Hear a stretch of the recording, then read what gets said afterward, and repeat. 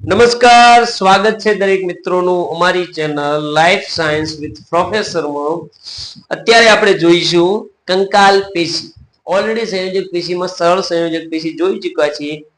કંકાલ પેશીની વાત કરવામાં આવે તો કે કંકાલ પેશી છે બે ભાગમાં ડિવાઈડ થાય છે. એકનું નામ છે કાસ્થી, કે નરમ અને પોચા હાડકા, અને એકનું નામ છે અસ્થિ, જે આપણા બોડીના મુખ્ય હાડકા છે.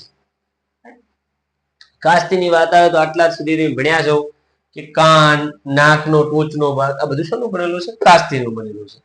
અને આપણા બોડીને જોવા મળતા વ્હાઇટ રંગના મજબૂત રચના કે જેને શું કહેવામાં? અસ્થિ, જે કંકાલ તંત્ર નિર્માણ કરે છે. કાસ્તીની વાત કરવામાં આવે કે કાસ્તી છે પોતાની રચના, ભૌતિક ગુણધર્મો, સંવહનાત્મક એટલે કે એની અંદરથી વહન પામતા દ્રવ્યો, ત્યાર પછી વાત કરવામાં આવે કે સંવહન વાહકતાની વાત કરીએ, સુવાહક,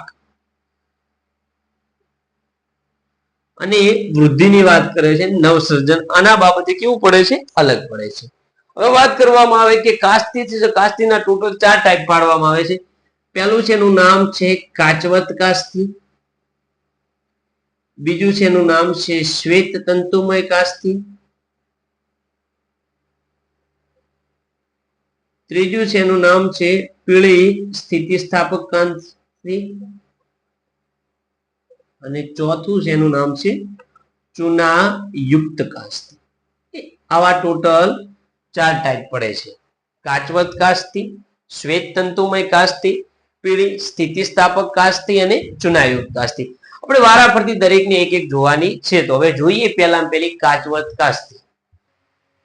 પ્રથમ પેશી છે જેનું નામ છે કાચવત કાસ્તી. તો કાચવત કાસ્તીની વાત કરવામાં આવે કે કાચવત, કાચ શબ્દનો છે એનો મતલબ ગ્રીક શબ્દ હાયલોજ ઉપરથી આવ્યો છે. કોના ઉપરથી આવ્યો છે? ગ્રીક શબ્દ હાયલોજ ઉપરથી આવ્યો છે. એનો મતલબ થાય કાચ જેવો. એનો મતલબ કે વાદળી રંગનું કાચ જેવી આ પેશી હોય છે. આધારક દ્રવ્યની વાત કરવામાં આવે કે સ્પષ્ટ હોય છે, એકરૂપ, પારભાષક અને તંતુકો સિવાયનું જોવા મળે છે. વાત કરવામાં આવે કે કાચવત કાસ્તી ક્યાં ક્યાં જોવા મળે છે? તો કે સ્વરપેટી, શ્વાસનળી, પુરુષથી, દ્વિત પ્રસાદન અને પાંસળી. એનો મતલબ કે ફેફસા અને છાતીના ભાગે જોવા મળે. જો સ્વરપેટી એટલે શ્વાસનળી એટલે ક્યાં જોવા મળે? તમારા ફેફસામાં. પુરુષથી એટલે છાતીનું હાડકું, દ્વિત પ્રસાદન એટલે ગળાના ભાગે, અને પાંસળી તો આ. એનો મતલબ કે આટલાથી કે આટલા ભાગમાં જ આ જોવા મળે, બીજી ક્યાંય જોવા મળતી નથી. બીજી વાત કરવામાં આવે આગળ કે કાસ્તિક કોષો અથવા કોન્ડ્રોબ્લાસ્ટ. કાસ્તિક કોષોને શું કહેવામાં આવે છે? કોન્ડ્રોબ્લાસ્ટ કહેવામાં આવે છે, જે કાસ્તી દ્રવ્યનો સ્ત્રાવ કરે છે.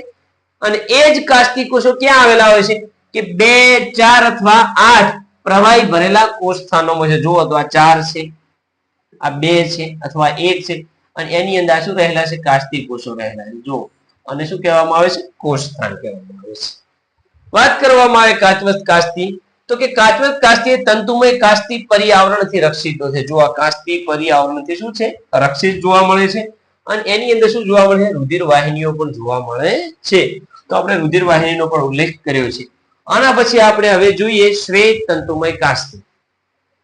શ્વેત તંતુમય કાસ્તીની વાત કરવામાં આવે કે છે તો એક પ્રકારની કાસ્તી જ, પણ શું છે કે આ રીતે કાસ્તીની અંદર આ એક કાસ્તીનો ભાગ છે. તો અંદર શું આવેલા છે? સફેદ કોલેજન તંતુઓ આવેલા છે. શું આવેલા છે? સફેદ કોલેજન તંતુઓ આવેલા હોય છે.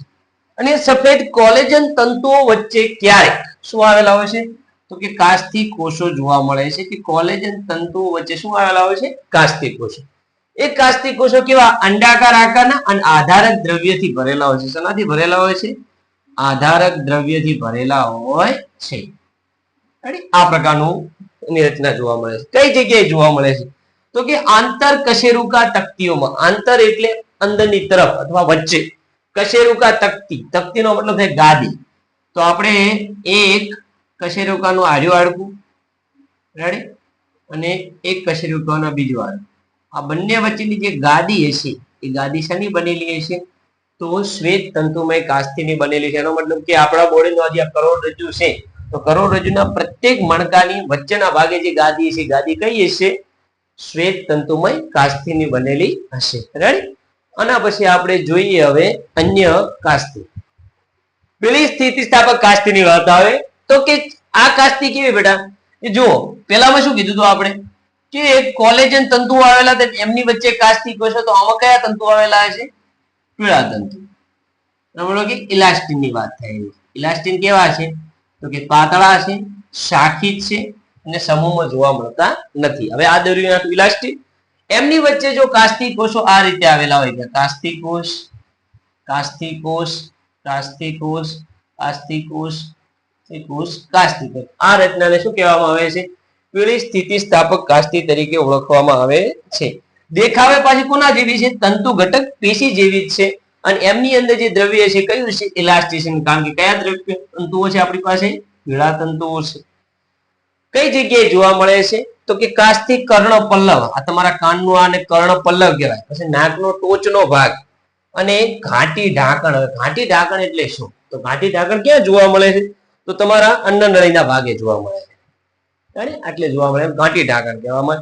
શરીરના બીજા અન્ય ભાગોમાં પણ આની હાજરી જોવા મળે છે. આના પછી આપણે છેલ્લી કાસ્તી જોઈએ, જેનું નામ છે ચુનાયુક્ત કાસ્તી. છેલ્લી પેશી છે જેનું નામ છે ચુનાયુક્ત કાસ્તી. તો ચુનાયુક્ત કાસ્તીની વાત કરવામાં આવે કે તે બાકીની કાસ્તીઓ કરતા કેવી પડે છે? અલગ પડે છે. કેમ અલગ પડે છે? તો કારણ એ છે કે એની અંદર ચૂનાના ક્ષારોનું શું હોય છે? આધારક દ્રવ્ય હોય છે. એનો મતલબ કે આ કોષ હશે તો કોષની આજુબાજુ જે આધારક દ્રવ્ય છે શાનું બનેલું છે? ચૂનાનું. એનો મતલબ કે આની અંદર કેલ્શિયમ કાર્બોનેટનું પ્રમાણ વધારે જોવા મળતું હશે. રાઈટ? મનુષ્યની અંદર કે અન્ય સજીવની વાત કરવામાં આવે કે જો શરૂઆતનો વિકાસ હોય તો એ વિકાસ દરમિયાન જો કાસ્તી જોવા મળતો હોય તો કાસ્તી કયું છે? ચુનાયુક્ત કાસ્તી છે. કઈ જગ્યાએ જોવા મળે છે? તો કે સસ્તનોમાં બાહ્ય કર્ણ પલ્લવ અને પેશીઓમાં જોવા મળે છે. તો કે આ કર્ણની જે પેશીઓ છે એની અંદર જોવા મળે છે. દેડકાના નિતંબ અસ્થિ. નિતંબ અસ્થિ એટલે શું? તો દેડકાનો જે પગ હોય, પહાડના ભાગો, જે પહાડના ઉપાંગ હોય છે, એ ભાગ જ્યારે એના શરીર સાથે જે જગ્યાએ જોડાય છે, દાખલા તરીકે આ પગ છે, જે જગ્યાએ જોડાય એને કહેવાય નિતંબ અસ્થિ. એવી રીતે સ્કંધાસ્થિ. સ્કંધાસ્થિ એટલે એના ઉપરના જે આગળના હાથ છે, જે જગ્યાએ જોઈન્ટ થતા છે આવી રીતે સેમ ટુ સેમ, તો એને શું કહેવાય છે? સ્કંધાસ્થિ કહેવાય. ભુજાસ્થિ. ભુજાસ્થિ એટલે આપણી આ બોડી. દેડકામાં પણ આવી બોડી હોય છે. તો દેડકો કોઈ દિવસ આમ કરે ખરી તમારી સામે? તો દેડકો જો આમ કરતો હોય તો એની બોડી છે એને શું કહેવાય? ભુજાસ્થિ તરીકે ઓળખવામાં આવે છે. ઉર્વસ્થિ. જેમ આપણી આ આરોભાગ બોડી છે, સાથળની આ પગની બોડી છે, તે રીતે દેડકા પાસે પણ એની આ બોડી હશે. અને અસ્થિ શિરા એટલે અસ્થિની અંદર જોવા મળતી શિરા. તો કે આ બધી રચનાની અંદર શું જોવા મળે? કઈ પેશી જોવા મળે? ચુનાયુક્ત કાસ્તી જોવા મળે છે. તો આઈ હોપ કે તમને આજનું આ લેક્ચર બહુ સારું ગમ્યું હશે. આપણે કાસ્તીને સંપૂર્ણ રીતે પૂર્ણ કરીએ છીએ. નવા લેક્ચરની અંદર આપણે અસ્થિ વિશેનો ડિટેલમાં અભ્યાસ કરીશું. ચેનલને વધુમાં વધુ શેર કરો, સબસ્ક્રાઇબ કરો અને વધુમાં વધુ સપોર્ટ કરો. જય હિન્દ, જય ભારત.